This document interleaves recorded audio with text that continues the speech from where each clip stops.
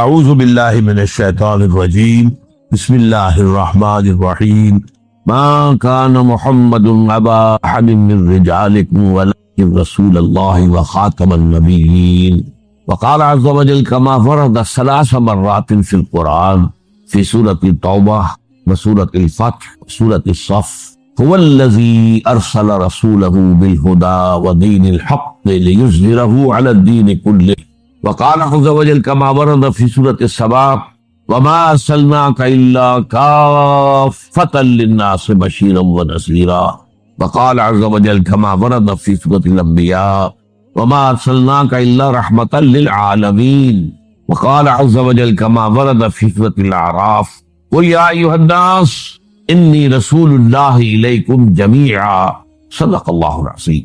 آج کے دن کو ہمارے ہاں عید النبی کے نام سے منائے جانے کا کچھ عرصے سے رواج ہوا۔ یہ رواج کچھ زیادہ پرانا نہیں ہے۔ جہاں تک لفظ عید کا تعلق ہے اس کا انطباق تو اس پر کوئی غلط نہیں ہے، صحیح ہے، اس لیے کہ لغوی طور پر عید کے معنی ہے بار بار لوٹ کر آنے والی شے یا خوشی، ہر سال آنے والی۔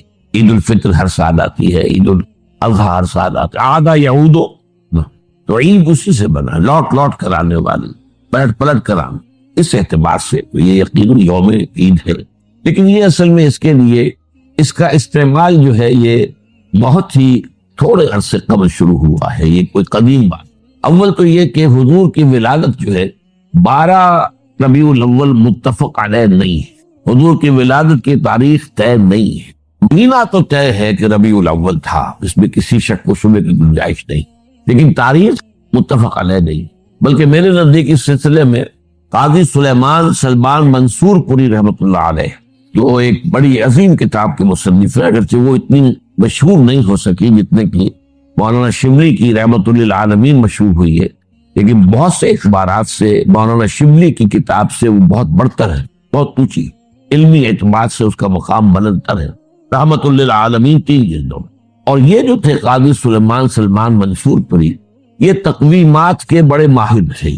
گریگوری کیلنڈر جو ہے، جو کرسچن کیلنڈر ہے، اس کو بھی خوب جانتے تھے، اور یہ جو قمری کیلنڈر ہے اس سے بھی خوب واقف تھے، ہندی کیلنڈر سے بھی پوری طرح واقف تھے، اسی طریقے سے یہودیوں کے کیلنڈر سے بھی پوری طرح واقف تھے۔ تو اس میدان میں ان کا خاص چونکہ علم تھا، تو انہوں نے طے کیا ہے یہ، اور میں اسی سے متفق ہوں کہ حضور کی تاریخ پیدائش 9 ربیع الاول تھی۔ البتہ آپ کی تاریخ وفات متفق علیہ ہے 12 ربیع الاول۔ 12 ربیع الاول اصل میں حضور کے انتقال کا دن ہے، اور یہ مجھے تو یاد ہے اپنے بچپن کے اندر، ابھی میرا بچپن جو ہے کوئی 100 سال 200 سال پرانا تو نہیں ہے، یوں سمجھیے کہ پاکستان کے قیام سے پہلے تک یہ ہمارے ہاں 12 وفات کے طور پر منایا جاتا تھا۔ اس کا نام ہی تھا 12 وفات۔ 12 وفات، 12 ربیع الاول جو حضور کا یوم وفات، اس میں کوئی جشن کا تصور نہیں تھا، کوئی دھوم دھڑکا نہیں تھا، کوئی جلوس نہیں تھے۔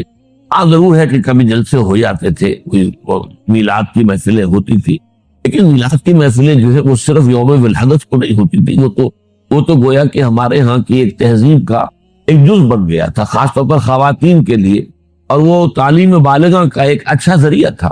تو اس دن کیا کرتے تھے کہ کھانا پکا کر بڑے پیمانے پر غریبوں کو کھلایا جاتا، بس یہ اس کی ایک جو تھی وہ صورت تھی۔ باقی یہ کہ اس کے علاوہ کوئی دھوم دھڑکا اور کوئی اس کو عید قرار دینا جو ہے موجود نہیں تھا۔ اس اعتبار سے غور کیا جائے ہمارے لیے ان چیزوں میں سوچنے کا ایک ہے مقام ہے کہ کچھ چیزیں، البتہ یہ کہا گیا ہے، میں اس میں یقین سے نہیں کہہ سکتا کہ اس کی جو ایجاد کی گئی ہے عید میلاد النبی کی حیثیت سے، ان کے موجد جو ہے مولانا احمد رضا خان بریلوی، اس کی وجہ کیا تھی؟ اس وقت جو ہے شیعہ سنی کچھ معاملہ مسابقت کا شدت اختیار کر گیا تھا۔ انہوں نے محسوس کیا کہ یہ شیعوں نے جو یہ محرم اور اس کے تعزیوں کا معاملہ شروع کر رکھا، اس سے سنی عوام بھی بے انتہا متاثر ہوتے، اس میں دھوم دھڑکا ہوتا ہے، پٹے کھیلے جاتے تھے، اس میں طرح طرح کے ساتھ تماشے ہوتے تھے، یہ وہ پرانے آج کل نہیں ہوتے وہ چیزیں، لیکن ہمیں بچپن میں یاد ہے کہ وہ جو ہے وہ پٹے کھیلے جا رہے ہیں، تو گویا کہ شمشیر سنی کے مظاہرے ہو رہے ہیں، وہ سب جاتے تھے، ہم بھی جاتے تھے، جا کر دیکھتے تھے، سب مسلمان شریک ہوتے تھے۔ اب اس زمن میں جو بھی کچھ بیان کیا جاتا تھا وہ اس کا ظاہر بات ہے کہ ہمارے ذہنوں پر، ہمارے تحت شعور پر اثر پڑ رہا تھا۔ تو یہ جو ہے اس کا ایک مداوع کرنے کے لیے، اس کا علاج ہم سنی بھی کریں، تو کوئی ایسی ہی چیز ہونی چاہیے جو لوگوں کی دلچسپی کا ذریعہ بن جائے، موجب بن جائے، اور لوگ اس کے اندر ذوق شریک ہوں۔ تو یہ میلاد النبی کے جلوس جو ہے، ان کے موجد جو ہے مولانا احمد رضا خان بریلوی۔ بہرحال یہ بات تو میں نے ایک ٹیکنیکل انداز سے آپ سے کہی ہے۔ بہرحال یہ دن خوشی کا دن ہے، ولادت کا دن ہے، اور وفات کا دن ہے، تو یہ حضور کے لیے اصل میں تو یہ دن ہونا چاہیے شکرانے کا دن، اس لیے کہ ہماری عیدوں کے ساتھ لفظ شکر آتا ہے قرآن میں۔ عید الفطر کا ذکر ہے سورہ بقرہ میں، لِتُكَبِّرُوا اللَّهَ عَلَىٰ مَا هَدَاكُمْ وَلَعَلَّكُمْ تَشْكُرُونَ، اور عید الاضحیٰ کا ذکر ہے كَذَلِكَ سَخَّرَهُ لِتُكَبِّرُوا اللَّهَ عَلَىٰ مَا هَدَاكُمْ وَلَعَلَّكُمْ تَشْكُرُونَ۔ اسی طریقے سے اگر واقع تم حضور کا ولادت کے دن کا معاملہ خاص رکھے تو اس میں وہ تو شکرانہ ہونا چاہیے۔ اور اس شکرانے کی شان کیا ہے؟ جب ہم عید کے لیے جاتے ہیں تو تکبیر رب کا نغمہ ہمارے زبانوں پر ہونا چاہیے، ہوتا نہیں ہے، لوگ چھوڑ گئے ان چیزوں، لیکن یہ کہ پڑھنا اللہ اکبر لا الہ الا اللہ اللہ اکبر وللہ الحمد، جیسے عیدین کی نمازوں میں یہ اضافی تکبیرات ہیں، تو یہ تکبیرات جو ہے یہ جاتے آتے ہوئے یہ جو ہے مسنون ہے، یہ پسندیدہ ہے، جس کو ہم چھوڑ چکے۔ اسی طریقے سے نماز جو ہے ہم کہتے ہیں دو رکعت شکرانہ، اصل میں تو اس کو شکرانے کے طور پر منایا جائے، اس میں ظاہر بات ہے خیرات کی جائے، غریبوں کو کھانا کھلایا جائے، جیسے عید الفطر کے ساتھ فطرانہ ہے تاکہ غریب بھی اس عید الفطر کی خوشیوں میں کچھ شریک ہو سکے۔ عید الاضحیٰ کے ساتھ غریبوں کے لیے گوشت کھانے کا معاملہ ہے، یہ ایک تہائی جو ہے آپ کو اپنی قربانی کا گوشت لازماً جو ہے خیرات کرنا ہے، صدقہ کرنا ہے، اور وہ غریبوں کو بھی جنہیں کو یعنی گوشت کو دیکھنے کی جو ہے وہ جو نہیں ہوتی صورت پیدا ہوتی بچا اوقات، ان کو یہ ہے کہ گوشت کھانے کو ملتا۔ تو یہ چند باتیں تو میں نے کی ہیں آج اس عید میلاد النبی کے نام کے حوالے سے۔ اس کا پس منظر کیا ہے؟ دیکھیے، ختم نبوت جو ہے ہمارے عقائد کے اندر لازماً شامل ہے، یعنی نبی اکرم صلی اللہ علیہ وسلم کے آخری نبی تھے، آخری۔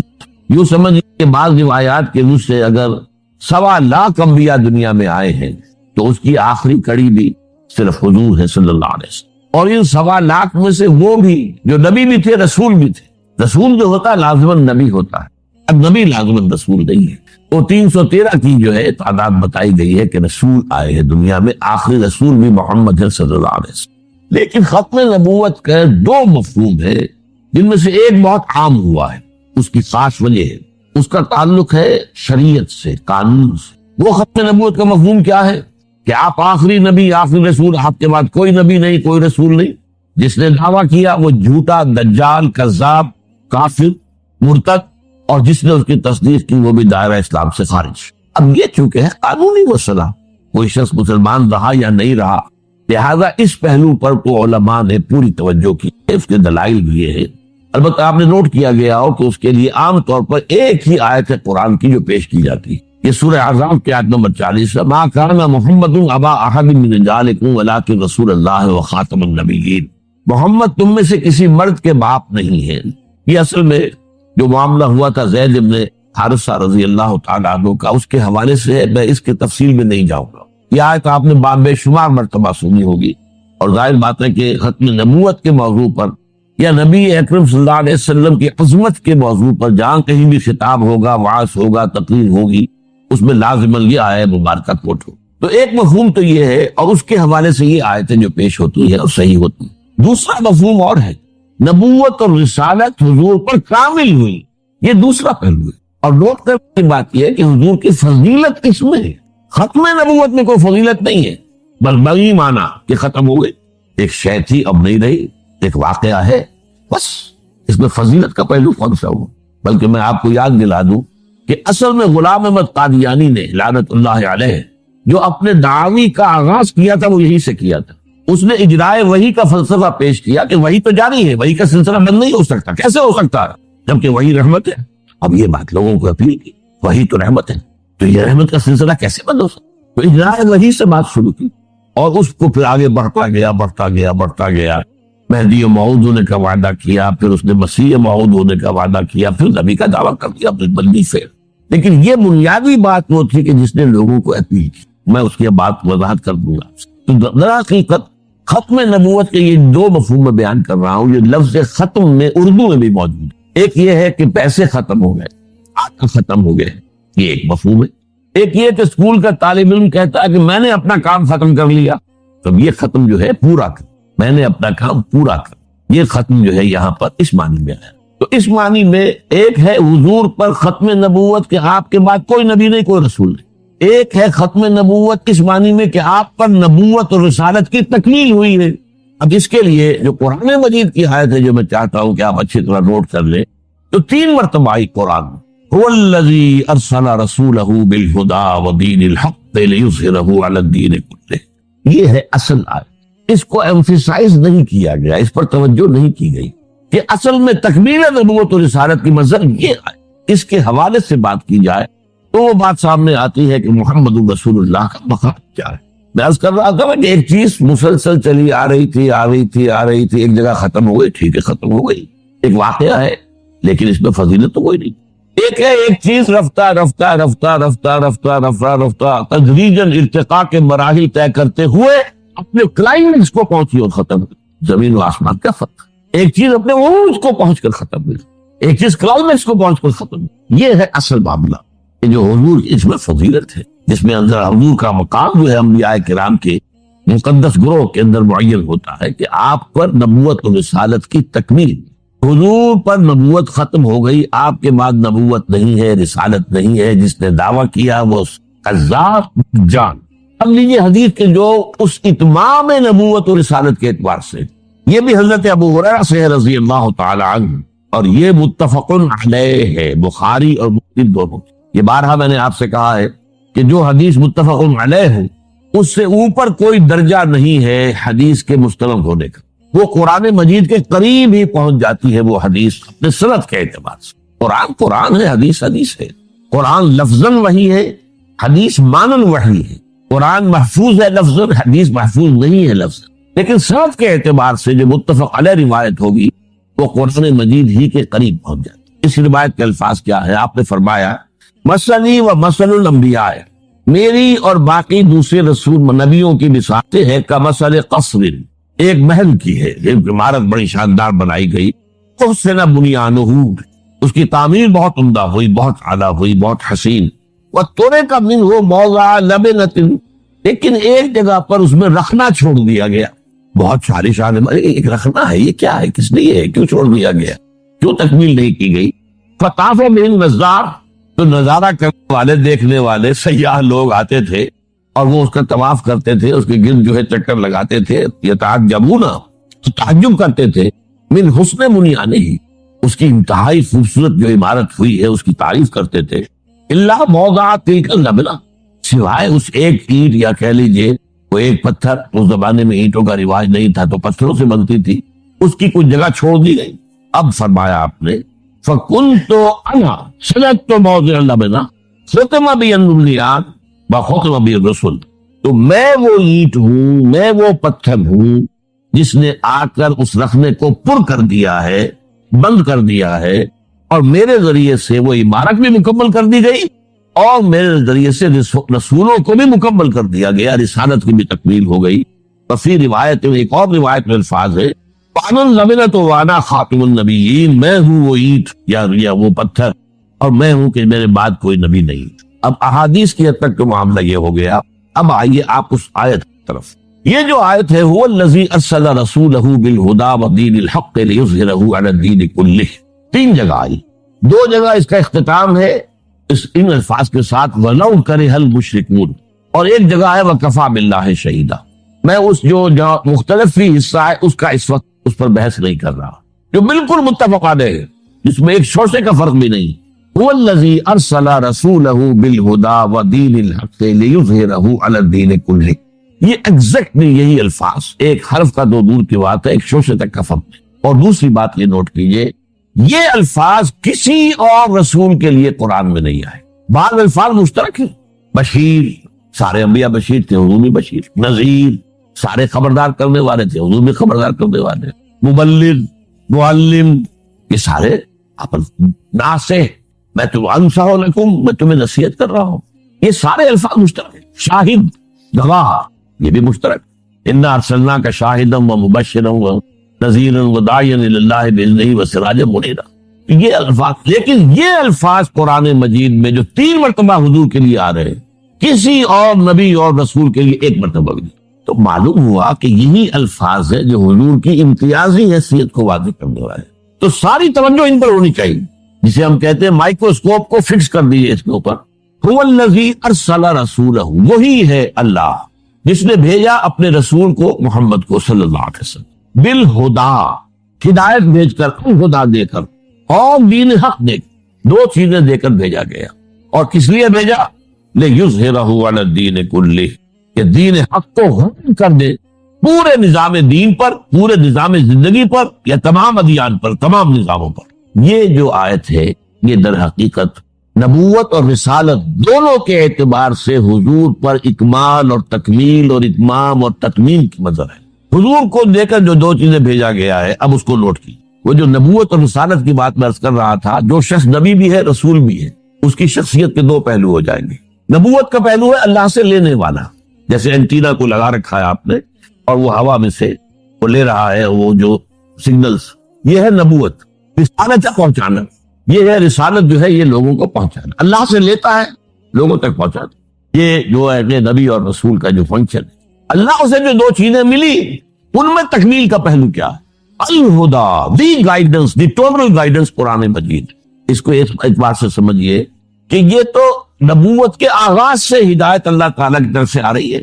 سورہ بقرہ کے 4 رکوع میں آخر میں کہا گیا ہے، جب حضرت آدم کو حکم ہوا کہ اب اترو اور زمین کا چارج سنبھالو تو وہی آباد رہو گے، وہاں فرما دیا گیا وَإِمَّا يَأْتِيَنَّكُم مِّنِّي هُدًى فَمَن تَبِعَ هِدَایَتِي فَلَا خَوْفٌ عَلَيْهِمْ وَلَا هُمْ يَحْزَنُونَ وَالَّذِينَ كَفَرُوا وَكَذَّبُوا بِآيَاتِنَا أُولَٰئِكَ أَصْحَابُ النَّارِ هُمْ فِيهَا خَالِدُونَ۔ یہ ہمیشہ کے لیے چارٹر ہے ابدی جو دیا گیا ہے حضرت آدم کو زمین کا چارج سنبھلواتے ہوئے۔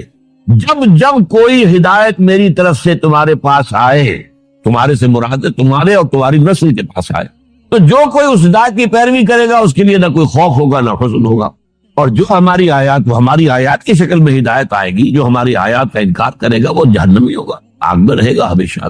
تو ہدایت تو آدم سے چلی آ رہی ہے، حضور تک آ رہی ہے، لیکن اصل بات سمجھنے کی یہ ہے کہ اس ہدایت میں ارتقائی عمل جاری رہا ہے۔ یہ ارتقاء کے مرحلوں سے گزرتی ہوئی تکمیل کو پہنچی۔ اس کی وجہ کیا ہے؟ ایک دور تھا انسان کا کہ ابھی انسانی ذہنی اعتبار سے انسان جو ہے شعور کے اعتبار سے اہل طفولیت میں تھا، بچپن تھا۔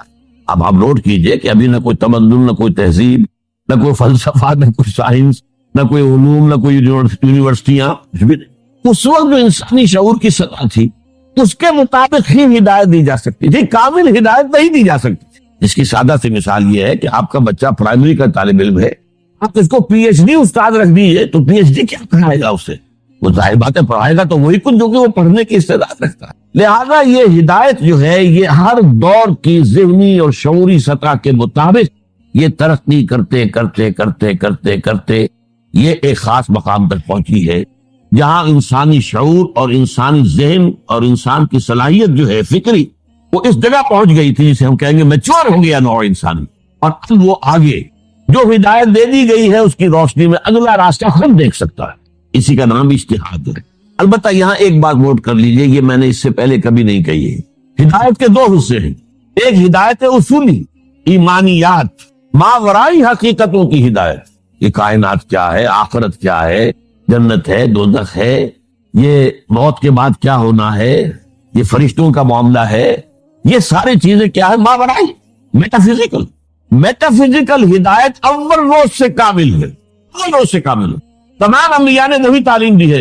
ایمانیات کے معاملے میں کوئی فرق نہیں ہوا تمام نبیوں کے مابین، ایمان تو وہی ہے۔ البتہ عمل کا معاملہ، کیا کرو کیا نہ کرو، کیا مسائل ہے۔ ابھی ظاہر بات ہے کہ انسان کی زندگی جو ہے وہ اگر ابتدائی دور میں ہے تو اس کو اسی کے حوالے سے ہدایت دی جائے گی۔ وہ ہدایت عملی جو ہے وہ ترقی کرتے کرتے تدریجاً ارتقا پذیر ہو کر آج سے 1400 برس قبل تقریباً وہ شعور کی اس سطح کو پہنچی ہے کہ اب آخری اور کامل ہدایت نامہ دے دیا جائے۔ اب اس میں دو باتیں نوٹ کیجئے، اس کی گواہی کیا ہے؟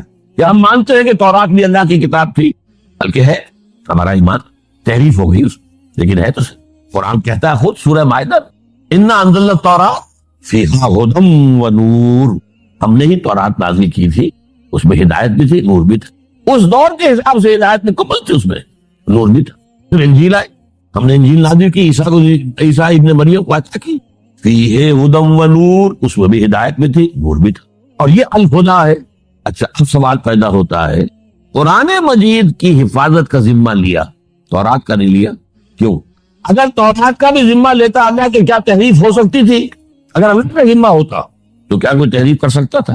اور دوسری طرف ناراض نہ ہو، اگر قرآن کی حفاظت کا ذمہ اللہ نے لیتا تو کیا ہم تحریف نہ کر دیتے؟ کیا ہم بھاگ جانے والے تھے؟